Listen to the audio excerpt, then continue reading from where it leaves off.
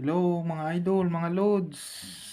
Samahan niyo ulit ako. Magluluto ulit ako ng chicken adobo. Nasangkot sa ko na pala yung aromatics. Tapos nilagay ko na kagad ang chicken. Tapos sinunod ko na din ang toyo. Tapos siyempre natural may tubig. Ilalaga pala yung mga idol at mga lods. Yan, balik na pala tayo dito sa aking niluluto.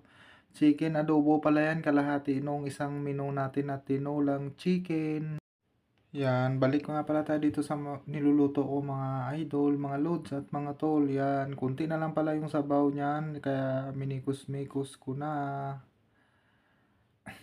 Yan, malapit na pala yan mga idol at mga loads.